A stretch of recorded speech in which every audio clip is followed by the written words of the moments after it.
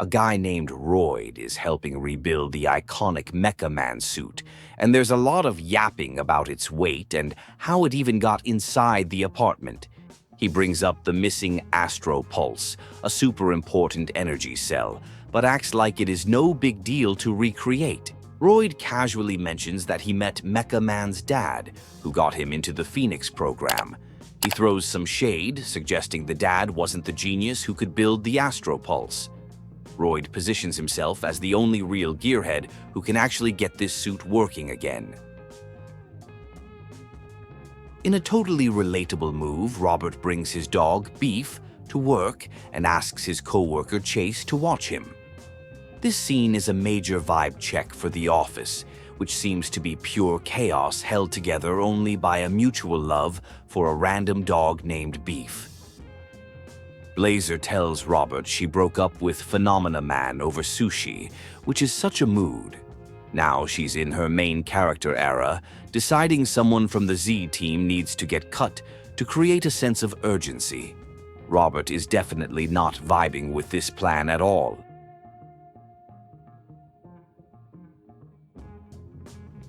The Z team is already a certified mess.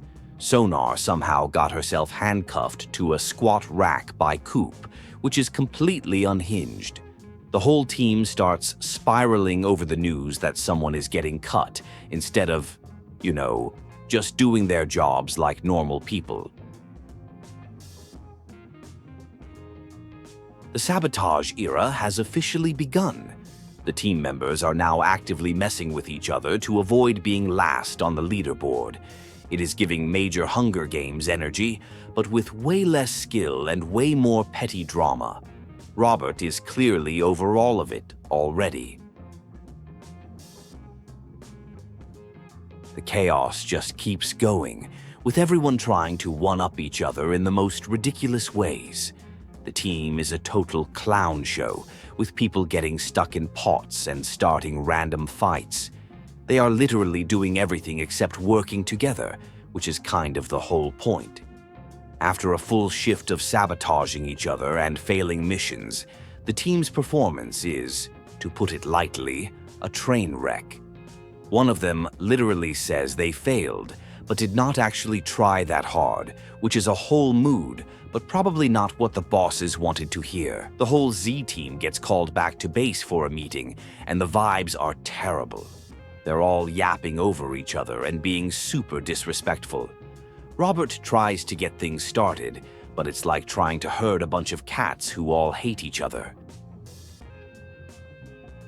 Robert launches into this super dramatic speech about the Phoenix program. He's trying to give them a big rise from the ashes moment, comparing them all to burnt birds. It's supposed to be inspiring, but the team's reactions are just a mix of confusion and pure apathy. Invisigol, who was literally invisible for the whole speech, gets called out for being at the bottom of the leaderboard. She's on the chopping block and has to step it up during the next shift, or she is out. The pressure is on, and everyone knows it is do or die time. The second shift kicks off with another round of absolute nonsense. The team is responding to calls about fight clubs in burger joints and weird cults, which is just a normal Tuesday for them. The leaderboard pressure is making everyone even more of a mess than they usually are.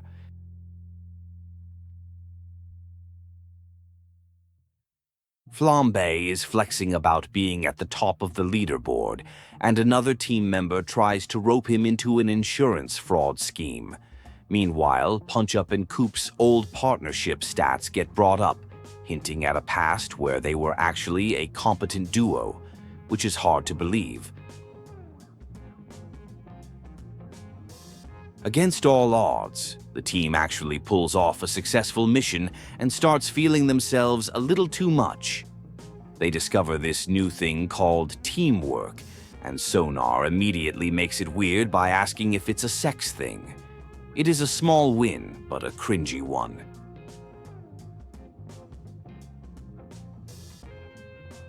Robert finds Invisigol having a full-on existential crisis at a playground, convinced she's fated to be a villain because her powers are sneaky. Robert tries to give her a reality check, telling her that fate is not real and that she has to choose who she wants to be. Just as Invisigol is about to quit, a major opportunity drops. The villain Lightning Struck is about to pull off a huge jewelry heist nearby. Robert pushes her to go after him, framing it as her last shot to prove herself and move up the leaderboard before she gets cut. Invisigol is in the middle of the heist, and things get complicated fast. Robert has to hack into the building's security system to help her see the target. It is a super intense moment where they have to rely on each other, with Robert acting as her eyes from dispatch.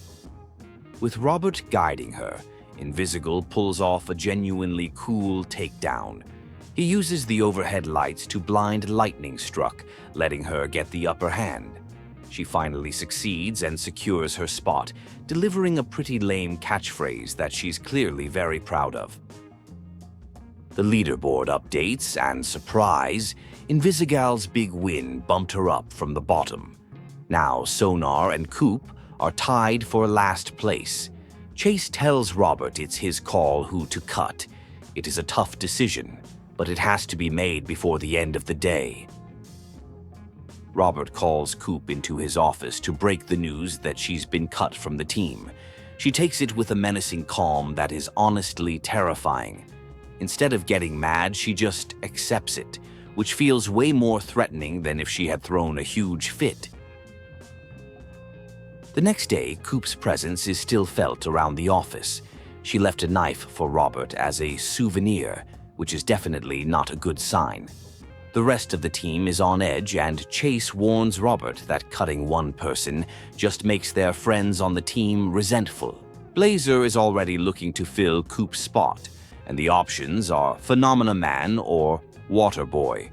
One is the poster boy for the organization who just got dumped and is having a public meltdown, and the other guy just pukes water. The choice is less than ideal, to say the least. Robert has to go deal with Blazer, who is trying on a dress for a gala while yapping about her breakup drama. She asks him to go talk to Phenomena Man, who is having a full-blown crisis in the parking lot, and convince him to join the Z team.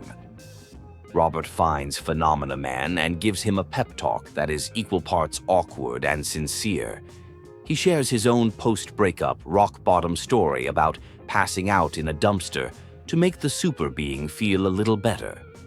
It kind of works, but the whole situation is just sad.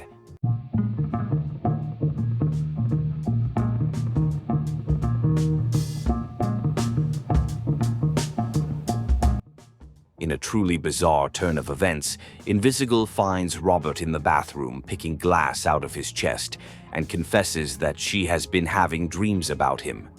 The conversation is thankfully interrupted by Waterboy taking a dump, creating one of the most painfully awkward moments in the entire office. The team is struggling with a mission that is clearly a two-person job, and they are all complaining that they would not be in this mess if Coopy had not been cut. Robert has to try and manage their whining while they barely get the job done without enough people. Waterboy accidentally throws away Flambe's noodles, and it escalates into a full-on food fight in the break room. Waterboy calls Flambe a bully, and things just get messy from there.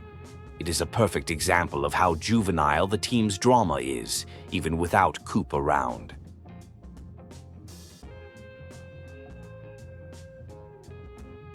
Blazer confirms that Robert's only options for a new team member are Phenomena Man and Waterboy. They both agree that Phenomena Man, despite all his emotional baggage, is the better choice because he could use a distraction. The decision is made, and he's officially on the team. The team is officially not happy about their new member. Phenomena Man is introduced, and the reactions are pure cringe and hostility. He immediately makes things weird by talking about how this is a great opportunity to see his ex, Blazer, every day. which no one wanted to hear.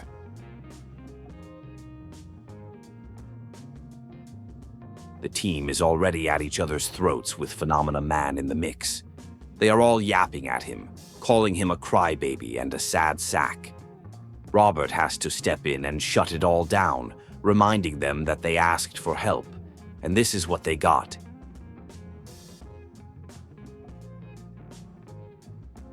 Phenomena.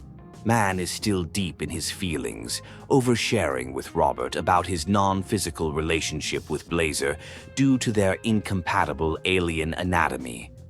Robert, like a true king, tries to steer him toward finding a new passion instead of obsessing over his ex, offering some solid life advice. Robert finds Invisigol sneaking into a movie theater because she cannot afford snacks, which is honestly a mood. He decides to join her, buying a massive amount of popcorn and candy for them to share. It is a small, quiet moment where they start to actually connect as friends.